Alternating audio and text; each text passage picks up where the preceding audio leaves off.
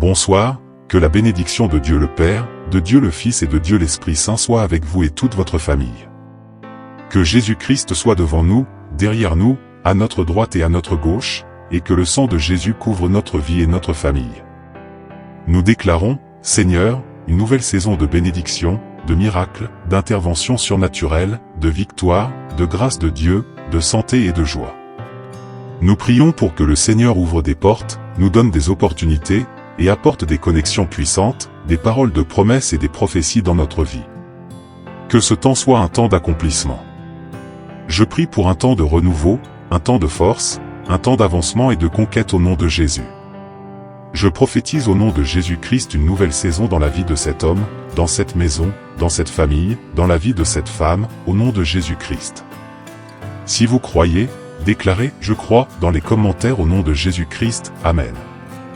Je vous demande aussi, si vous rejoignez cette prière, de liker cette prière, et si possible, de la partager avec d'autres personnes, dans des groupes de prière, des groupes prophétiques ou de délivrance. Faites-le maintenant, et chaque personne avec qui vous partagez sera bénie. Si vous n'êtes pas encore abonné à la chaîne, inscrivez-vous maintenant, car Dieu vous a mis ici.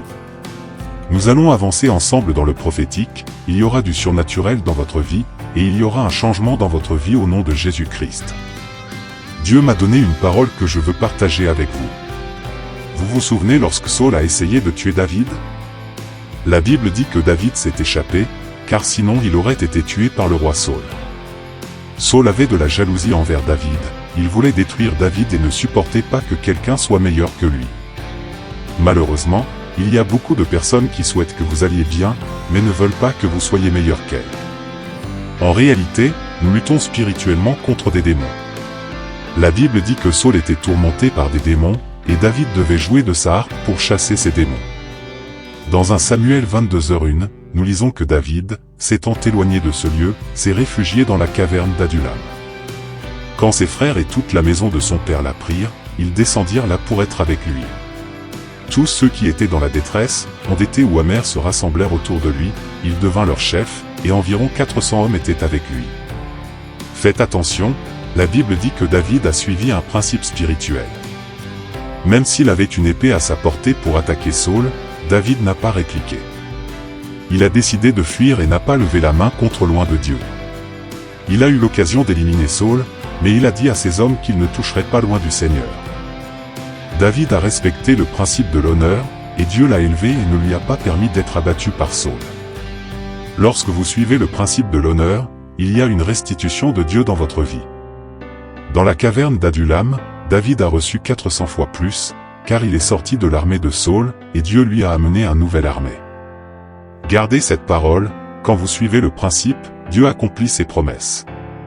Nous entrons dans une nouvelle saison, une saison prophétique, une saison de bénédiction et de miracles. Pour que Dieu apporte la restitution, le favori doit être sur votre vie. Ne vous levez jamais contre loin de Dieu. Même si loin se trompe, confiez-le à Dieu et éloignez-vous, car la justice appartient à Dieu, pas à nous. Les hommes ont inversé l'ordre. Ceux qui traitent avec le leader, c'est Dieu lui-même. Ne cherchez pas à être un justicier, cela empêche Dieu d'agir. Ne soyez pas un justicier, laissez Dieu faire la justice pour vous. Je vous laisse cette parole dans votre cœur. Je veux maintenant déclarer le psaume 91, celui qui habite dans le secret du Très-Haut demeure à l'ombre du Tout-Puissant. Je dis à l'Éternel, mon refuge et ma forteresse, mon Dieu, en qui je me confie. Car c'est lui qui te délivrera du piège de l'oiseleur et de la peste redoutable. Il te couvrira de ses plumes, et tu trouveras un refuge sous ses ailes, sa fidélité est un bouclier et une protection.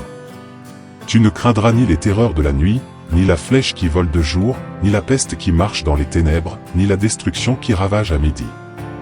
6000 tombent à tes côtés, et 10 000 à ta droite, cela ne t'atteindra pas.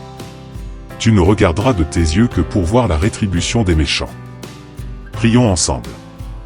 Seigneur Dieu, je te présente chaque personne ici présente. Merci pour la vie de chacun. Je demande une bénédiction spéciale ce soir pour chacun de nos partenaires. Ouvre des portes, donne des opportunités et apporte les meilleures affaires de cette terre à nos partenaires. Je prie également pour que tu prospères cette personne qui demande une idée, une stratégie ou une solution pour sortir d'un problème financier. Je prophétise une nouvelle saison de prospérité, d'abondance et de richesse dans leur vie. Au nom puissant de Jésus-Christ, Amen.